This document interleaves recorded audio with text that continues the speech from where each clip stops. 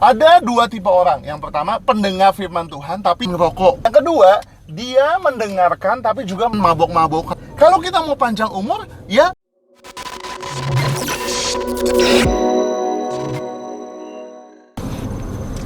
welcome back to Football. Seneng banget nih, kita selalu ngobrol kebenaran firman Tuhan nih sambil jalan-jalan di segmen navigasi.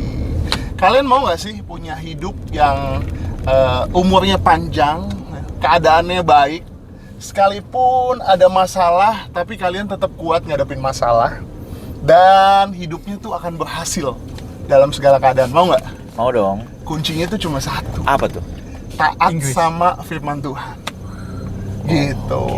Kuncinya taat sama firman Tuhan. Makanya kali ini gue akan ngebahas apa sih akibatnya ketika kita taat sama apa yang Tuhan katakan. Apa tuh, Bang? Iya kan? Yang pertama, kamu akan hidup dan berumur panjang.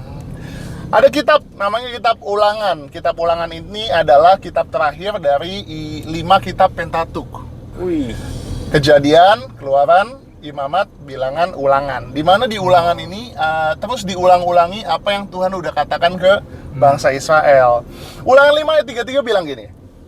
Segenap jalan yang diperintahkan kepadamu oleh Tuhan Allahmu haruslah kamu jalani supaya kamu hidup dan baik keadaanmu serta lanjut umurmu di negeri yang akan kamu duduki. Segenap jalan yang diperintahkan kepadamu oleh Tuhan Allahmu haruslah kamu jalani. Nah, setelah gue pikir-pikir, ini ayat tuh relatable banget. Karena gini, apa yang Tuhan perintahkan ke kita itu sebenarnya buat kebaikan kita loh, teman-teman. Contoh, Tuhan suruh kita jaga tubuh kita karena tubuh kita adalah bait Allah. Makanya kita orang Kristen jangan ngerokok. Kita harus jangan mabok-mabokan. Karena apa? Karena ngerokok berbahaya buat paru-paru kita. Kalau kita mau panjang umur, ya jangan ngerokok. Iya dong. Jangan mabuk-mabukan karena akan merusak organ tubuh kita, merusak ginjal kita. Jangan pakai narkoba, ya kan? ISK kan duta anti narkoba, ya kan? Jangan pakai narkoba. Kenapa? Karena efeknya sementara, tapi akibatnya tuh bisa buruk. Bisa korslet, ya kan? Korslet otaknya dan lain sebagainya. Jadi narkoba itu kan tidak menyelesaikan masalah kita, ya kan? Betul. Intinya, semua yang Tuhan perintahkan ke kita sebenarnya buat kebaikan kita, bukan untuk kebaikan Tuhan. Makanya Tuhan berikan kita perintah untuk kita taati. Jadi kalau kamu mau hidup dan berumur panjang, so ikutin perintah Tuhan. Taat aja sama apa yang Tuhan suruh. Contoh, misalnya dalam bisnis, Tuhan suruh kita untuk jujur. Kita nggak boleh dusta. Sebenarnya itu juga untuk kebaikan kita. Kenapa? Karena lies will lead to another lies. Kebohongan akan membawa kita pada kebohongan lainnya. Betul. Sampai suatu hari kebohongan akan terbongkar, habislah kita semua. Makanya biasakan hidup jujur. Intinya, apa yang Tuhan perintahkan buat kita, itu untuk kebaikan kita. Makanya yuk kita taat, ikutin perintah Tuhan. Firman Tuhan janjikan, baik keadaanmu, lanjut umurmu di negeri yang kamu duduki. Artinya dimanapun engkau berada, kamu akan berumur panjang. Amin, gitu. amin. Nah, yang kedua, nggak hanya umur panjang, tapi namanya hidup kan banyak masalah ya. Banyak. Hidup tuh banyak banget masalah. Masalah nggak usah dicari, datang sendiri. Makanya jangan cari masalah. Nah, yang kedua, apa sih akibatnya ketika kita ikutin perintah Tuhan? Yang kedua, kita kuat dalam menghadapi berbagai masalah dalam hidup. Siapa sih yang nggak mau kuat dalam ngadepin masalah? Nah, di Matius 7, firman Tuhan tuh di Matius tuh ngomongin tentang khotbah di bukit, ya kan? Nah, di Matius khotbah di bukit. Nah, di Matius 7 Tuhan menutup khotbah di bukit dengan 2 macam dasar. Perumpamaan 2 macam dasar. Intinya gini, ada 2 tipe orang. Yang pertama, pendengar firman Tuhan tapi tidak melakukan. Yang kedua, dia mendengarkan tapi juga melakukan. Firman Tuhan katakan, orang yang mendengarkan dan juga melakukan firman Tuhan, dia kuat menghadapi badai. Dia seperti orang yang membangun rumahnya di atas batu karang. Kenapa? Karena ketika ada banjir, ada hujan, ada badai, rumahnya tetap kokoh. Tapi orang yang cuma mendengarkan tapi nggak ngelakuin, seperti membangun rumah di atas pasir. Ketika ada hujan, ada badai, ada hujan, badai, dan juga ada banjir, hancur gitu. Jadi orang kalau misalnya mau tetap kuat dalam hidup, kuat dalam menghadapi masalah apapun, kita harus jadi pelaku firman Tuhan.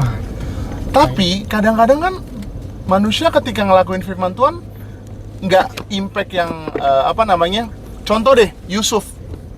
Yusuf setia melakukan firman Tuhan. Tapi apa yang dia hadapi? Dia setia, tapi akhirnya dia dibuang sama kakak-kakaknya. Jadi budak. Tapi Yusuf setia, dia tetap ngelakuin perintah Tuhan. Apakah dia langsung Tuhan angkat naik? Enggak, malah dia difitnah sama Tante Foti. Tante Potifar maksudnya. Tante Potifar difitnah sama Tante Potifar dan malah jadi tahanan. Iya kan? Tapi intinya gini, mungkin kalian sekarang lagi taat sama firman Tuhan, tapi kalian belum melihat sesuatu yang positif, dampak buat hidup kalian. Malah makin makin dijauhi sama pergaulan. Mungkin kalian jujur jadi kalian nggak dapat promosi di kantor, tapi tetap setia ngelakuin firman Tuhan, maka suatu hari Tuhan yang akan angkat kalian. Amin. Lebih dari apa yang kalian bayangkan. Yes. Jadi harus tetap setia, karena dengan melakukan firman Tuhan, kita akan kuat dalam menghadapi berbagai macam masalah dalam hidup kita. Yang terakhir ditutup di Mazmur 1 ayat 1-3. Berbahagialah orang yang tidak berjalan menurut nasihat orang fasik, yang tidak berdiri di jalan orang berdosa, yang tidak duduk dalam kumpulan pencemooh. Jadi yang suka duduk di tempat-tempat orang julid tuh, nah itu bahaya tuh ya. Duduk doang nggak boleh ya? Duduk doang nggak boleh. Duduk di kumpulan pencemooh nggak boleh. Nggak join doang, nggak join, cuma duduk doang. Ini nggak boleh. Duduk nggak jajan lagi. Tetapi Katanya duduk-duduk nggak hujan-hujan. Aduh, duduk-duduk nggak hujan-hujan. Duduk-duduk nggak jajan-jajan kan? Tetapi yang kesukaannya ialah Taurat Tuhan, yang merenungkan Taurat itu siang dan malam. Firman Tuhan janji gini, ia seperti pohon yang ditanam di tepi aliran air, yang menghasilkan buah pada musimnya dan tidak layu daunnya. Apa saja yang diperbuatnya berhasil. Firman Tuhan janjikan ketika kita taat sama Tuhan, apapun yang kita perbuat itu berhasil. Kenapa? Firman Tuhan kan bilang gini, jika Allah di pihak kita, siapakah yang dapat melawan kita? Betul. Nah, buktinya apa Allah di pihak kita? Ya kita lakuin apa yang Tuhan suruh. Taat aja sama yang Tuhan lakukan, maka Allah ada di pihak kita. Gitu. Jadi itu tuh 3 akibat ketika kita melakukan firman Tuhan. Hidup berumur panjang, kuat menghadapi masalah, badai cobaan, dan hidupnya diberkati berhasil. Tapi lepas nih ya. Lepas dari Masa haji? 3 akibat atau 3 keuntungan kita melakukan firman Tuhan.